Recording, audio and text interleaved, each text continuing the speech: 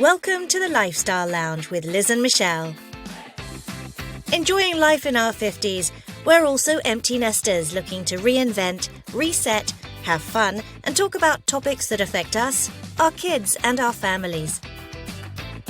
So grab a cuppa and join us on the sofa for a chat. There's always room for one more. We're not tech savvy, but we do our best. It's a learning curve. All bumps, clicks, and noises are our own. Come on in and have a seat.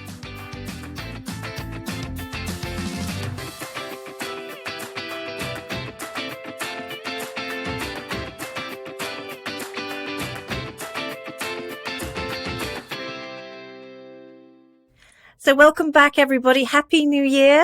Happy New Year to you all. Did you have a wonderful time over the festive period, Liz? Do you know, we did. It was really good fun. Good. And that sounds really bad. I wasn't expecting it, but it was particularly pleasant. Yeah.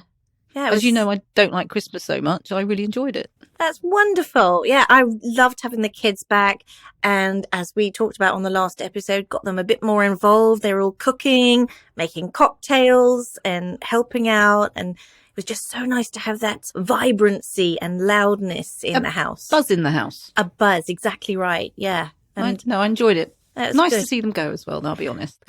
It's very nice to come down in the morning and find that the kitchen counter is still clean and there hasn't been a party for 1, 2 or 10 down there. That trail of glasses. Going around all the bedrooms trying to collect glasses every day is ridiculous. They don't believe in washing up. They really don't. They really don't.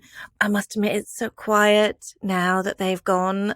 I'm really glad we're doing this. I'm really glad we've made plans like we talked about in the last episode, trying to make sure that January and February we have things to go to and plan and do. So I think that's really helping. I did have that empty nest moment when they went. I had a bit of a cry, I'll be honest. But as I say, got plans now because we've thought about it last year. We thought about it. New Year. We're so lucky. We are lucky. We're lucky. We've got so much to look forward to. And I feel much more positive about it. You seem so positive. Yeah, I must say, you just seem like you're so full of energy these days and so positive. Well, it could be that vitamin D that we talked about. Every particular chance to get out, I'm out there facing the sun. Me too. Not as much sun around, but it's good. You know, I have been doing it. Yeah. And you know, vitamin D is good for weight loss apparently too, which we will come on to in a minute. And you had some success with selling some party pieces, didn't you? I did on Vinted. Fantastic app. Highly recommend it. I sold 2 pieces before Christmas, 1 after Christmas, and I'm selling for a friend now as well. That's wonderful. I confess I haven't quite done that because I want to just do some reorganization and get some stuff out of my wardrobes, but I'm absolutely planning to do it this month. So looking forward, it's hardly unique to talk about weight loss this time of year, is it? But we want to have a bit of a reset, look at stuff in a really healthy way, maybe ditch the diet word, but also we want to look at losing weight with a twist. And the twist is, unfortunately, I can't exercise basically at all at the moment because I'm waiting for hip replacement surgery. Liz can exercise. But she's lazy. Well, we're both lazy. So this really works for us. We want to make some changes, but physically and maybe to some extent mentally, we're not necessarily gym bunnies and not really like jogging the streets. We want to find it's not a quick fix, but an easier way of doing it. Mm. Do you know, I hate the word dieting. It's not dieting. It's all about weight loss and just healthy living, mentally and physically, as you said. We're offering, showing, illustrating role models to our kids. We're just bad role models if we keep saying we're dieting all the time. For years, I've been saying to the kids, you know, I'm on a diet. And they go, Mum, you're not. You're not on a diet. You're just thinking about it. And that's the whole point. This year, for me, it's all about healthy weight loss, healthy living, and manageable, surely. Manageable. Well. Call it lazy.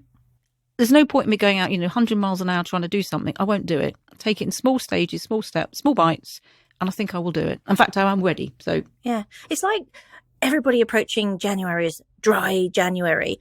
I can't do that. I'm a failure. No, you're not a failure because you're setting yourself up to fail. Well, exactly. So I'm going to pursue a moist January. All to their own. Because I know that if I allow myself a drink here, a glass of wine there, then I can reduce it a lot and be more healthy. And as you've said in the past, a glass of red wine is not terrible. It's not. red wine, a glass. Well, the French, they don't drink to excess, but they have a glass of wine, small glass of wine, with most of their meals. Well, I'm going to reduce it even more than that. But I mean, at the weekend, I'd quite like to have a glass of wine with dinner. But, with the kids gone now and husband traveling back with work and stuff, I've got a little bit of time where I can drink herbal tea in the evening and just not. I think it's habit as well. You get to 6 o'clock and you think, oh, is that the sound of the corkscrew coming out the drawer? Now, clearly, exercise combined with a healthy lifestyle is the way to go. And please, we're not advocating any one way to do it. And you should always consult with your doctor as well if you're going to embark on a diet. But I need to drop some weight before I have some surgery in a couple of weeks. And as I can't exercise, I really need to do it the lazy way. Hence fantastic excuse. I know, but it's true. Hence the lazy weight loss. So I've got 2 weeks to get rid of some Christmas indulgences, and I've got to confess that I pretty much ate my body weight in cheese and Quality Street. Oh, but that's lovely though, isn't it? It is. I mean, why not? You can indulge a little bit at Christmas. So I got myself a little bit of a Christmas gift, which arrived Monday. And I know that you're doing the same thing as well. Bought myself a digital scale which connects to an app so that I can, in full blazing glory, see how many areas I'm red in. So Liz and I are fairly competitive on this, I think, aren't we? Well, on this, that's about the only thing I'm competitive on, actually. It's weight loss. But it's both horrifying and fun. As you said, it's like a traffic light system. You've got red, green, and I think there's amber in between, but if there's not, I think there is. If I'm halfway through, that's amber. It's frightening, but really, really motivating. And it's not just about weight as a whole. It's also about, your visceral fat and your bone mass and all those things that I don't necessarily understand, but I do understand colours. Yeah, exactly. And, it's not 100% science. They're not perfect. I was talking to my son about that, who's studying science. But it's as I said before, it's a good way of motivating us. Whether it's totally true, doesn't matter. We know, but we want to reduce most of the stuff. I don't want to be red anymore. No. At the very least, I want to be amber. And in an ideal world, I'll get a little bit of green in my future too. You've got green in there, don't you? You've got some good stuff in there. My big toe is green. No, the rest of me needs to follow up. Yeah. They are fantastic. Highly recommend getting them. Are you sure you want to record this weight the other day? God, that was terrible. I literally got on the scales for the first time in about a week after Christmas, and I'd put on so much weight. He actually said, do you want to record this weight? Because you have put on, I'll be honest, 4 pounds. Can this be correct? And it was. But it was incentive. So it really has made me go, I've got to do something about this. And I know so many people say don't weigh yourself every day, but it does make you want to do something about it. If you've lost a little bit of weight, it's fantastic, inspires you. If you put on weight, it also inspires you. Well, look, talking about inspiration, I decided to start my lifestyle healthy changes with this diet that I'd seen on Emily in Paris. So have you seen the second season? I have. They talk about the Magical Leek soup diet. I'm like, what? What's this about? So I did a bit of research. And I know this is in a book that you have loved for years, that French Women Don't Get Fat, which we'll have to turn to a bit more as well, I think, in future episodes, because they've got some cracking advice. It's just common sense, but it's brilliant and it works. It's working for me. So French Women Don't Get Fat by Mireille Giuliano. Oh, Liz, let's get her for an interview if we can, please. She would be amazing. She would. So I looked up the recipe, and it's only 2 days. Basically, you just boil some leeks and you survive on veggie water for a couple of days. So you don't even eat the leek, you just... Well, you do eat the leeks a little bit. I didn't even manage to eat all the leeks, I've got to say. So leeks are diuretic, and they were not kidding. I do realise that most of the weight that I lost was water weight, because I was up both nights between 6 and maybe 9 times a night. Not kidding. It inspires you to lose more weight. I lost weight. Do you want to know how much I lost? Oh, please. I lost 6 pounds. Wow. In 2 days. That's a lot of water. So I guess that's why you can call the wee-wee diet. Yeah, I was peeing for the nation. It was an Olympic sport, but it worked. But the main thing is, So I did put on a pound the third day when I started eating somewhat normally, but I'm already down 5 pounds, which gives me, a head start on losing some weight, doesn't it? As I said when I saw you earlier, I'm not being rude, but you can see you've lost some weight. Woo! It's off your face. So, That's why you're my friend, Liz. You're supposed to say it back again. Oh, yeah. And so have you. So much I hardly recognised you. But I'm not on the wee diet. Well, what diet are you doing then? I'm not dieting. Oh, yeah. Not dieting. Not using the die with the T word. Exactly. I'm just going for the healthy weight loss regime. So my way of weight loss is, believe it or not, French way. The French style of eating, which is smaller amounts, not snacking, and eating pleasurable food. Mm-hmm. You're using like cream and butter and stuff. It is, yeah, because now I've actually started to cook. And that was, anyone listening to the podcast a few weeks ago would know that I didn't cook before. I've started to cook and actually enjoying it. And that's as a result of this podcast, it is. Because you're trying it out and loving it. Yeah. So I'm doing sort of, mushrooms with cream, which means you don't have to have the carb because that feels like a carb. So you don't need the potato or the pasta with if you have meat or something.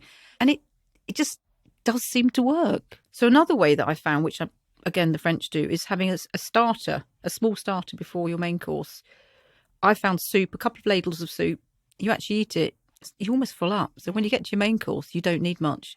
Great way of... Yeah, maybe not with the bread though, with the soup. Well, that's it. Because if you go to a restaurant, I don't know about you, but I sit there while I'm looking at the menu or waiting for our main course, and I mindlessly eat 2 or 3 bits of bread, often with butter on. Don't need it. It's good. It's really good. But another thing also is I discovered if you cut up an apple or a banana, you think you're having a meal. So if you instead of having a biscuit in the afternoon or something, you just cut up an apple. You feel like you're having a meal. And sit down to eat it. That's the other thing that French women do. They never walk around eating, do they? I think I once heard that you'll never see a French woman walk down the street eating. And they're not supposed to, I don't know if it's true, but they're meant to have a proper lunch break. They're not allowed to sit at their desk and eat lunch. Yeah, they have to get up and go out. They have to go and have a proper meal. Whether that's changed over the years, but certainly... I think mindless eating is a real thing. You're absolutely right. I'll do that. I'll have everyone sitting at the kitchen counter and they're all eating, and I'll be standing because I'll grab something to eat and then I'm turning around to do something at the sink. I turn back and then you think you haven't eaten. Yeah. Then you sit down and have a meal. Yeah, even just having a cup of tea, sitting in a chair, that's got to be good for your mental health as well, to just disconnect for a second and allow yourself a bit of breathing room. It's just slowing down and think about it. And it's also having a glass of water before a meal. Fills you up. Simple. We'll have 6 glasses of water a day. That should not be in one easy. Go. But it isn't difficult. 6 glasses, if you think about it, if you have a drink in the night as well. I don't know about you, but I wake up thirsty, which is another whole topic.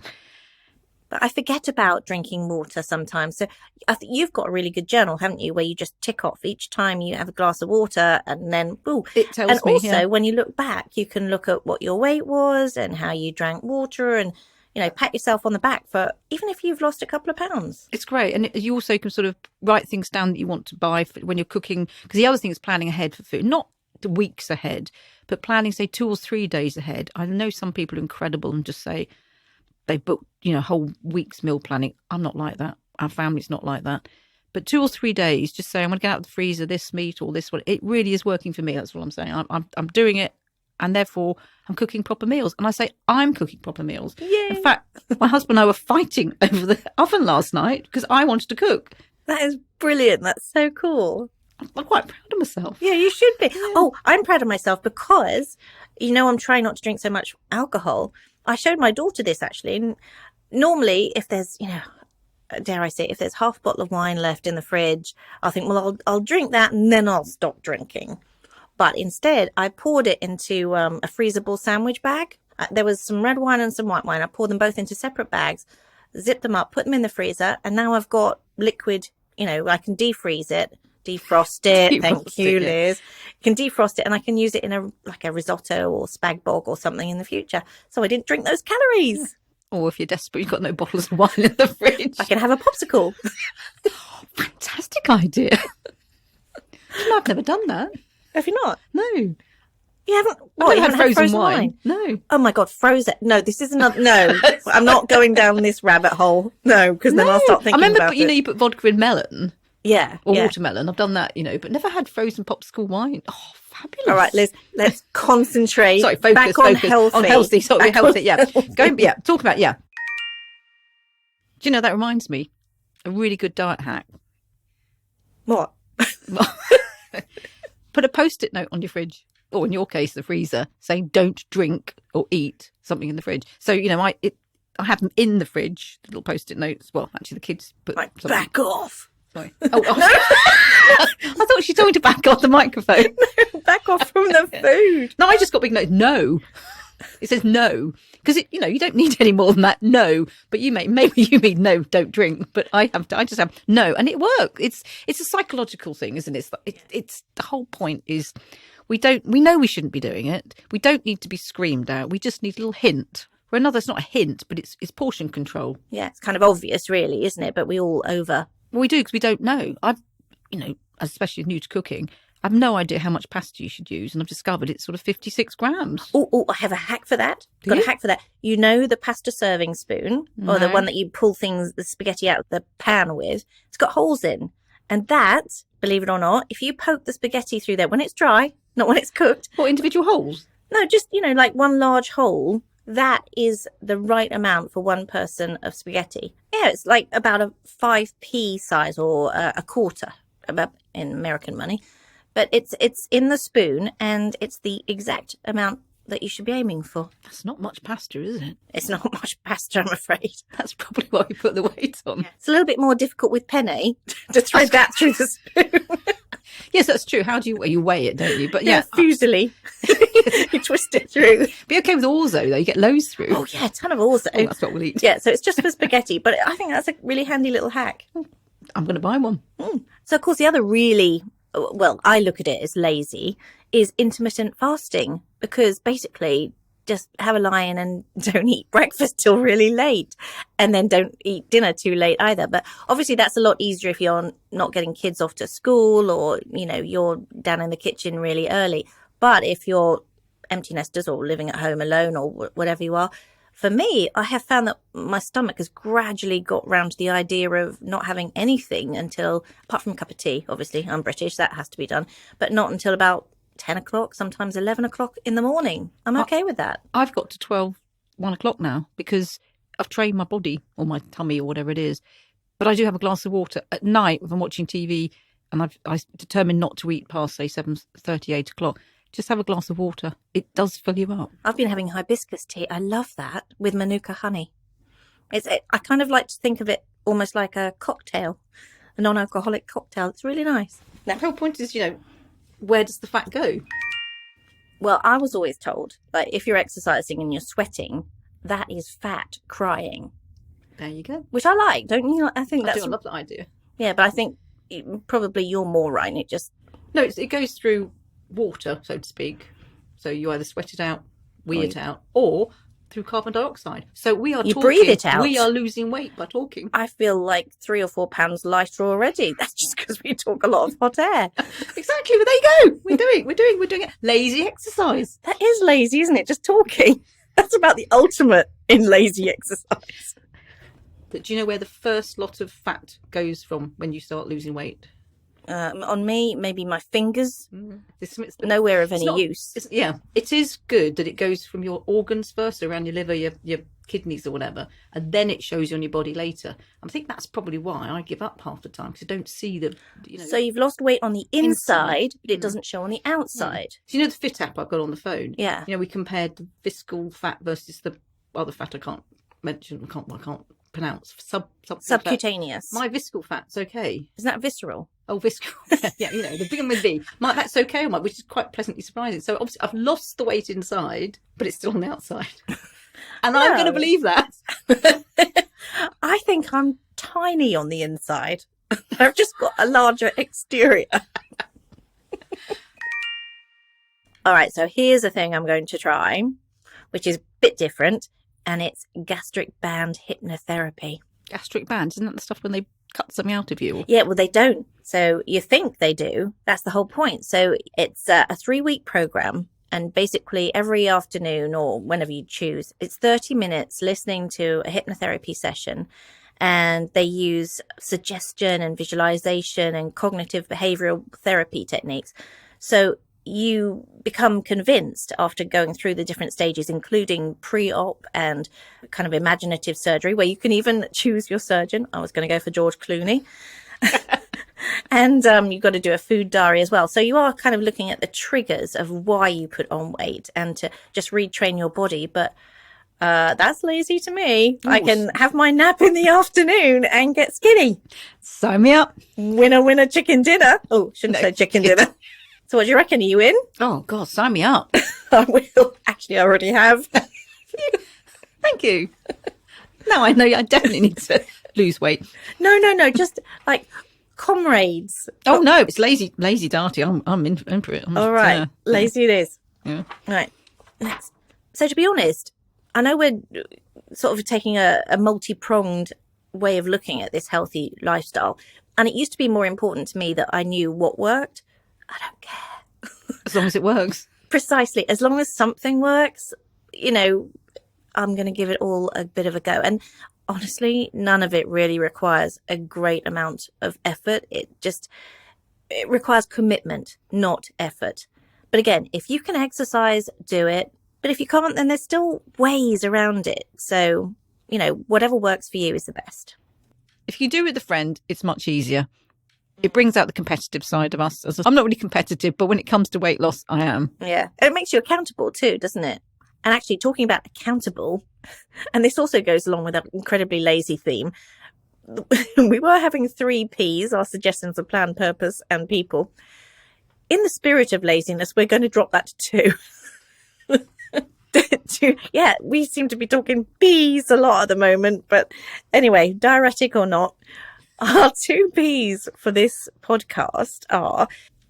plan and purpose. Yeah, plan and purpose. So what's your plan? I'm keeping it simple this month. It is January. So when watching TV, do some sofa squats. When the commercial breaks come on, they go on for about, 2 minutes? Do 5 or 10 of those. You're done till the next break. So the squats where you stand up without using your hands? Yeah, I'm not that lazy. You don't lift up the sofa. And I don't just sit on the sofa and just pretend. And it's not lifting your mug of tea 5 times? No, it's not. No, it's just do that. So raise to standing and then sit down again. Do that 10 times, 5 commercials.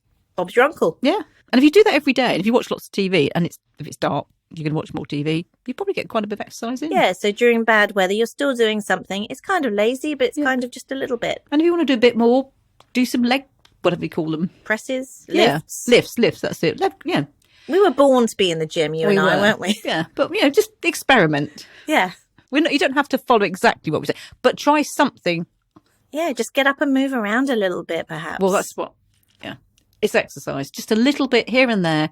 Build it into your routine. And you said even when you're cleaning your teeth, you're trying to just, I'm on my toes. That's because you trying can't see the mirror. That's my husband said. You won't grow anymore. But it's really good for you. The Japanese apparently do it. And what about purpose? Well, for my purpose, I love doing a vision board at the beginning of every year. And I don't know if you're into law of attraction or, putting out positive vibes, but every year me and my kids actually do a little photo montage on our computers of just keep it simple. It doesn't have to be, 15 resolutions. It's not like New Year's resolutions. It's more just what do you want to achieve? Where would you like to be? What do you envisage in your job or your career or with your family? So weirdly, my son did this when he was applying for college. He just picked an image of a college, like quadrant or something that he would love to be at. Turned out, and he didn't even realize it was the same one. He got into this very same college. Oh, spooky. It was ridiculous. And he didn't even know until he went to the college and then saw this particular quadrant that was pictured. It's like, that's freaky. Anyway, that doesn't always happen. You can't just rely on college applications on your vision board. But I do like to put it so it comes up on my phone and my computer screen. So it just reminds me that, it's not like I want to achieve, I don't want to, So how often does it come up on your screen? Every time I turn my phone on. Oh, that is good. That's and positive. every time I open my laptop, which tends to be quite a lot, but just reminds me of where I want to be and Oh, I what I like want that. to do. And, it might be a lovely picture of a beach or picture of family or just things that I want to, keep in mind throughout the year. It's really Aspire positive. to some of it, and some of it's just to make you realise that you're lucky. You've got a picture of your family, you're not seeing them because they're away. Yeah. And I do feel really lucky and really positive. So next time, we're going to be looking at a little word. I don't know whether we coined it or Liz coined it, but parenting. we did. I didn't. I stole it from somewhere. But it's about caring for your parents. It's our age, isn't it, when we're going to be, well, we are looking after our parents. As they get older and they need more of our support and we need less of their support. So we're going to be talking about that and looking at ways of making that sort of a more positive transition for them and how we can help them as much as possible. So make it enjoyable. I think I don't know about you, but it's a dread. It's dread for me. I'm worried about this happening to me as well as we get older. My mum might listen to this, so I love every second. No, but it can be, it's a drain on your time, but you want to have positive time with your parents, but also they're very worried about, transitioning to sheltered accommodation. So we're going to be talking about what it's like getting older, the transition for ourselves and our parents and how we interact and how it works. Yeah. Make life a bit easier for all of us and enjoyable. I keep using that word enjoyable, but it's true. Yeah, and it's really surprising. I've heard of so many people, including my mother and including other friends, parents who have dreaded the idea of moving into a home or leaving their family home after many years. But it's a new chapter. They can make new friends, have new activities. And if they're not leaving that home, then how can we help them more, treasure their memories and look forward to the future? So on that note, we'll see you next time.